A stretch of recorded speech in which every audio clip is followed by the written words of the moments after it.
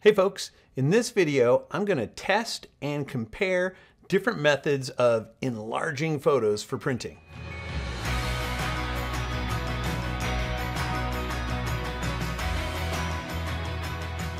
So a few days ago, I posted a tutorial showing a little look into my workflow when I'm preparing and enlarging image files for making really large prints. And I got a lot of great comments and some great discussion, including a few people who asked or pointed out in Photoshop I wasn't using the Preserve Detail 2.0 setting when I was enlarging my images. I was using the auto mode. The Preserve Detail 2.0 apparently is new since about 2018, so it's new-ish. And apparently also, I missed the memo on this, is when you use the auto enlargement setting, it only selects the Preserve Detail 1.0, not Preserve Detail 2.0. Not sure why that is. Maybe it's still in beta testing, or I don't know exactly. But it got me wondering what the difference is when you're enlarging between Preserve Detail 1.0 and Preserve Detail 2.0. And I wanted to test that out and see how much of a difference, how much of an improvement the new feature is. And it also made me wonder, as long as I'm testing those two out, why not test out a variety of methods of enlarging images for print and see which one really seems to be the best way to go. There are really two main ways to make an image print larger than it would just as its native size out of the camera. One is to increase the size the pixels will print by decreasing the pixels per inch setting. And the other way is to add more pixels. And this is called interpolation or upresing. So when you have more pixels, the image gets bigger and it prints bigger. Now, when you make the pixels bigger or decrease the number of pixels per inch, there's really only one way you can do that. You know, you're just changing the size that the pixels are going to print.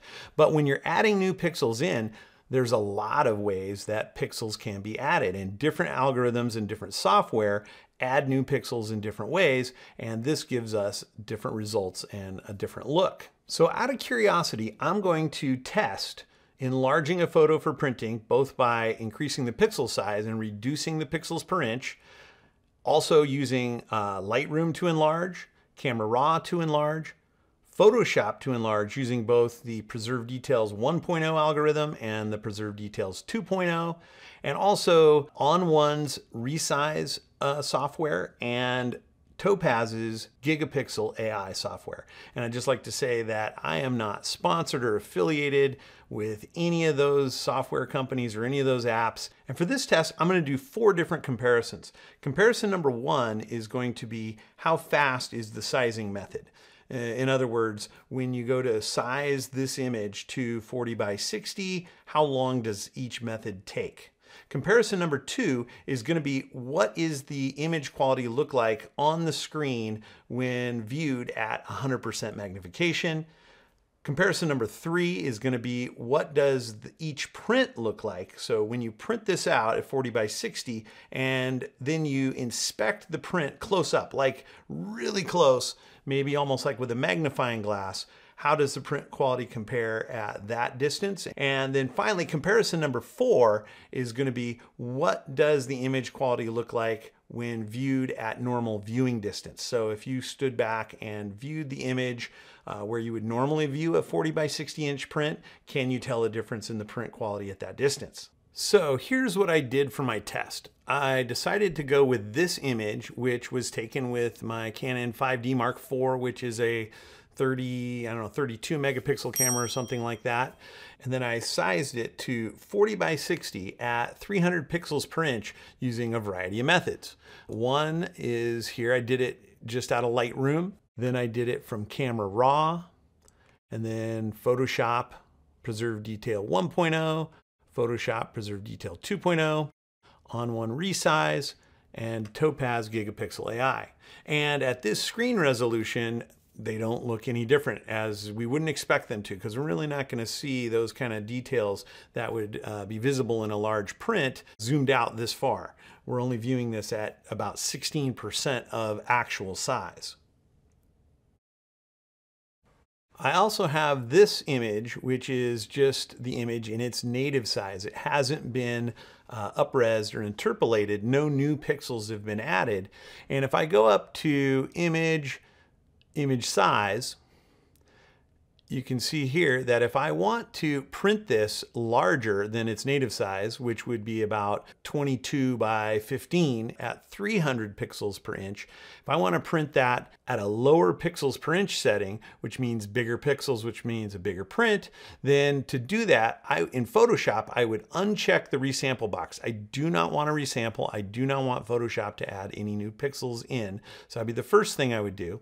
And then I would come up here and say that I want this to be 60 inches wide and 40 inches high. And that tells me it would be a resolution of 109.7 pixels per inch to get a 40 by 60 inch print without adding any new pixels in. So 109.7 pixels per inch instead of 300. As long as I don't have the resample box checked, changing this print resolution or the pixel size does not change anything about the image itself. It didn't add any new pixels in, so the pixel dimensions are still the same, and the image file size is the same as it was at 300 pixels per inch. So it's the same image file, it's just telling the printer to print the pixels bigger to make the image bigger. And I'm going to click OK. Comparison number 1, speed. I'm not going to really look into the second by second comparison because it really wouldn't be that helpful for most people anyway, because we're all going to be working in a slightly different computing environment and on different size images. So my times wouldn't necessarily equate to yours. So I'll just do a relative comparison.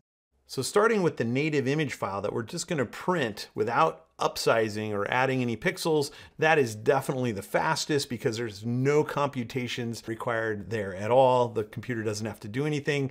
You saw I just go into the image size dialog, uncheck the resample box, and then tell it to print 40 by 60 by changing the PPI, and it's done. Exporting out of Lightroom at the 40 by 60 size or opening an image from Camera Raw at 40 by 60. Those are both very fast. On my computer, just a few seconds, really not much of a wait at all. In Photoshop, checking the resample box, leaving the pixels per inch at 300 ppi, and then using both Preserve Detail 1.0 and Preserve Detail 2.0, I would say we're kind of medium speed. I had to wait a few seconds, maybe 20 or 30 seconds. They both went about the same speed, but it didn't take too much time. I wasn't waiting too long. On one resize, I would call that slow. I had to wait maybe a minute or two. I didn't time it exactly, but a couple minutes for it to do its sizing. And finally, Topaz GigaPixel AI, which they say is using artificial intelligence, hence the AI in the name, to analyze all the different parts of the image and also compare it to what it knows about other images that have similar characteristics and what the enlargement should look like. So you might expect, if it's really doing all that, for that to take longer, and it really does. Topaz GigaPixel AI, I would classify as glacial. Seriously, go away, watch a few episodes of Rick and Morty or something. We're talking 30, 40 minutes to upsize a 30 megapixel image to 40 by 60. Moving on to comparison number 2, comparing image quality at 100% magnification on the screen. So what I've done now is I've zoomed in to 100% magnification on the screen into one little section of the image. And if you look up in the navigator, the little red box shows you the part of the image that I'm zoomed in on. Now, actually for the native size image file, since I didn't upres it, it's not as big as the other ones. I actually had to zoom into 273.5% to make it appear the same on the screen in terms of size as the other image files, and that gives us what's essentially our 109.7 pixel per inch print resolution. And so looking at that, I definitely see pixels. It's soft, it's fuzzy, and it's highly pixelated. Every branch and anything that should have a smooth edge definitely has a jaggy pixelated edge, and I'm not sure how much of that you can see in the video, but take my word for it, doesn't look great. All right, now let's go over to our first interpolated or upsized version, which is the one out of Lightroom. So here's the Lightroom version. And I can tell you that the Lightroom version does not have pixelation, so that's good. But it's still pretty soft and fuzzy and not highly detailed. It's better than not upresing, but I would say just barely. Okay, let's move over to the Camera Raw version.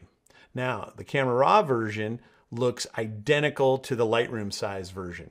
And that just confirms something that I suspected was true anyway, and that's that Camera Raw and Lightroom are both using the exact same engine or algorithm to upsize images. So you're getting exactly the same thing. There's no difference. All right, moving over to Photoshop upsizing using Preserve Details 1.0. Definitely better than either Lightroom or Camera Raw. In fact, this looks pretty good. It's sharper. It has some great edge contrast. Still a little fuzzy, but viewing a 40 by 60 at 100% magnification from a 30 megapixel camera, I think that would be to be expected. So it looks pretty good.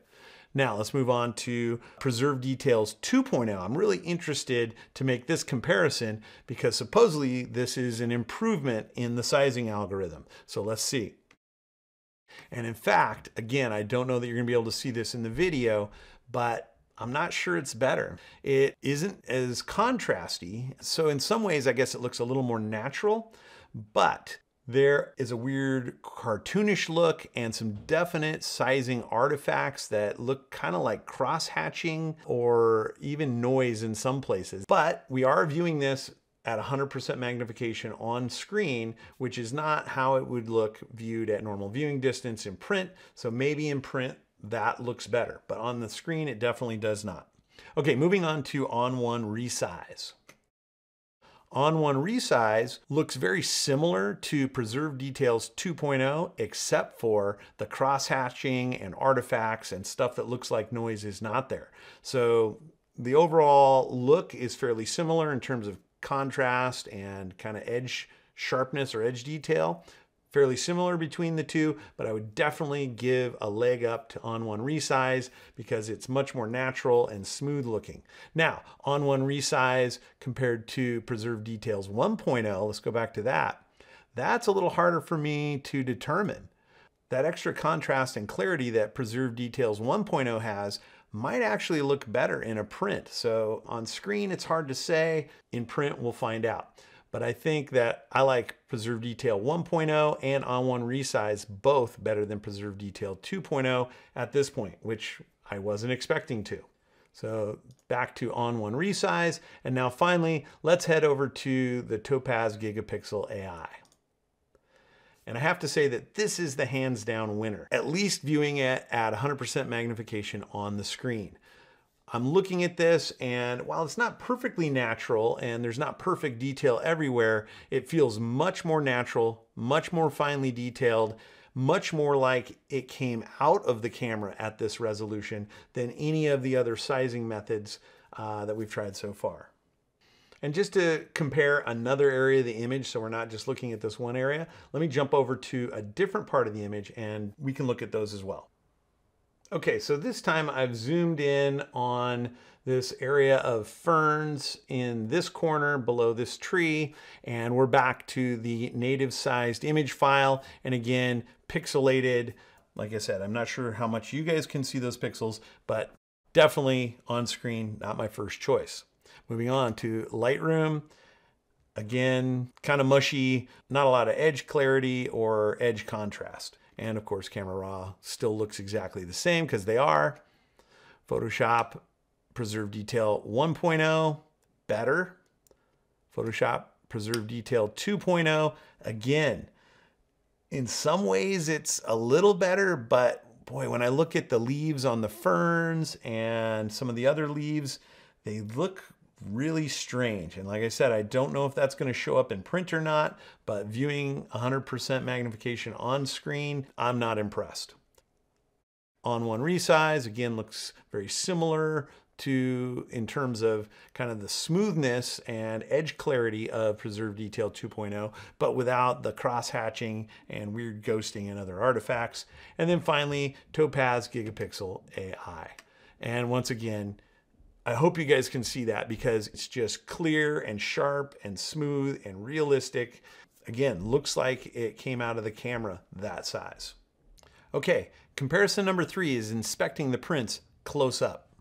To do this, I didn't print 6 40 by 60s. That would have been too expensive and way too many big prints of this image that I don't have any use for. So what I did was select a 6" by 6" section down in the lower right-hand corner of the image. It's got some great fern detail that I thought would be good for evaluating in a print. So I took that little 6 by 6" chunk out of each of the different images and put them all into a single image file that would fit on one 13 by 19" photo paper.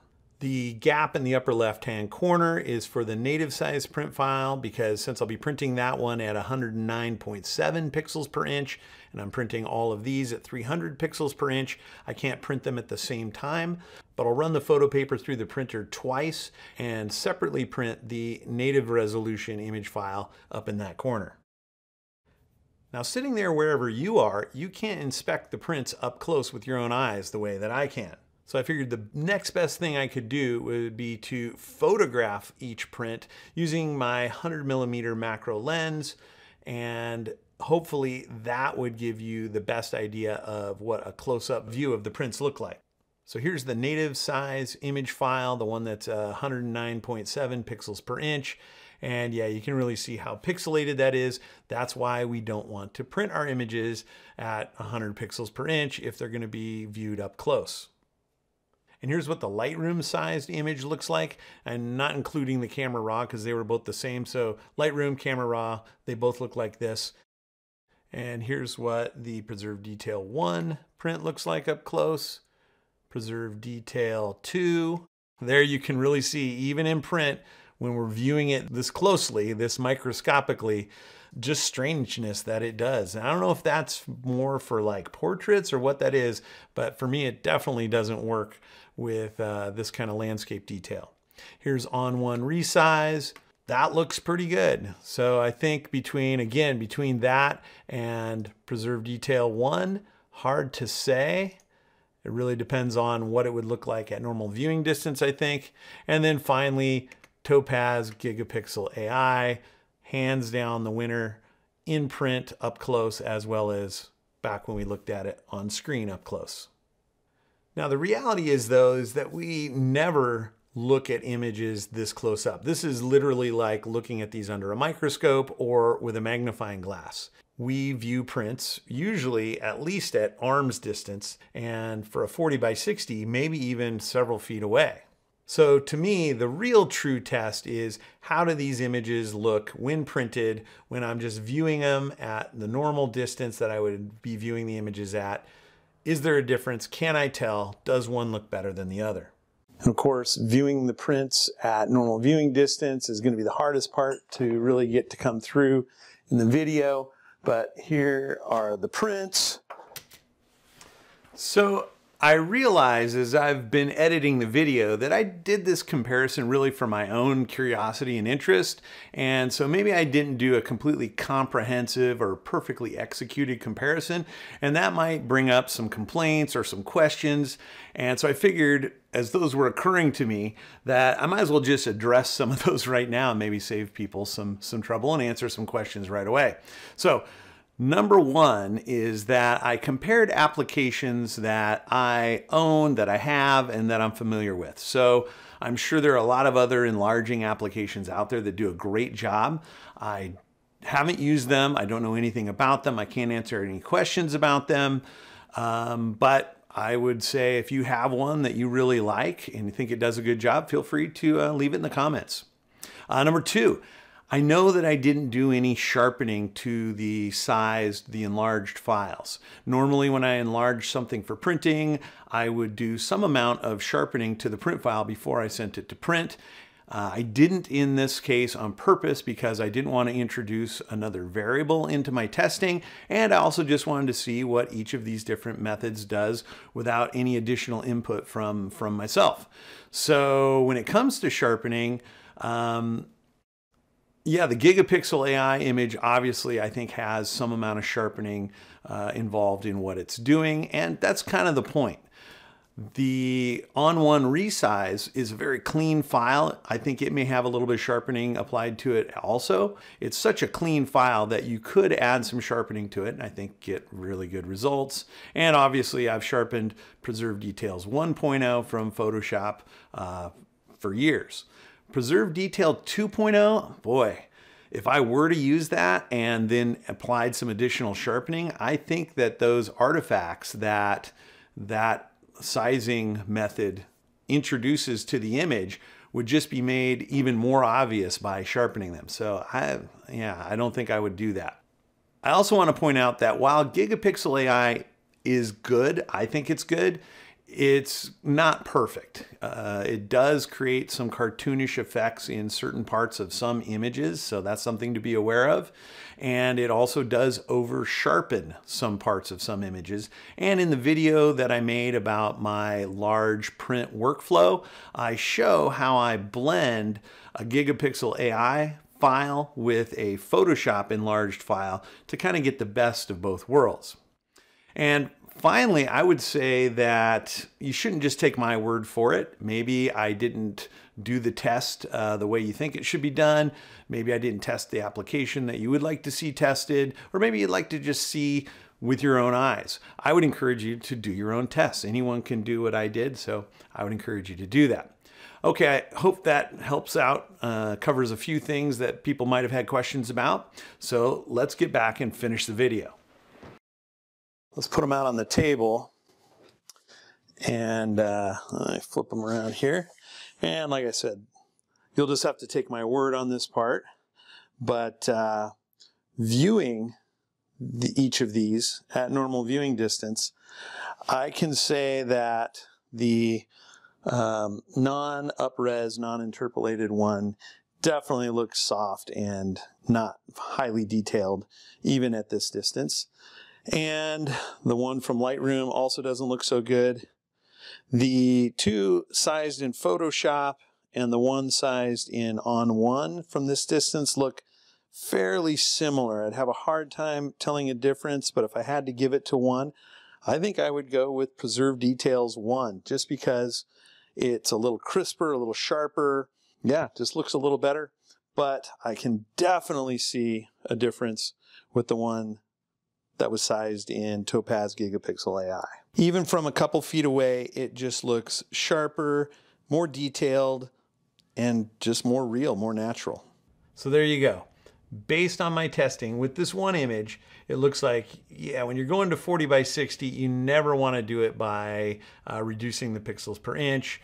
I think once you go below about 250 or 200 pixels per inch, the pixels really start becoming visible in a print on close inspection. And also the image just doesn't look as sharp and as nice. When it comes to Lightroom and Camera Raw for sizing, I would use them only as a last option. They're better than not upsizing, but just barely. Photoshop, I have to give it to Preserve Details 1.0, even though it's the older version. To me, both on screen and in print, both up close and at a distance, it just looked better. Preserve Details 2.0 does weird things to the details in the image, and it does make a difference, even to some extent at normal viewing distances. So I don't know if that, like I said, is more for like portrait work or something like that, but really not working for my landscape stuff. On-one resize, great option, does a good job and doesn't take all day to resize your images.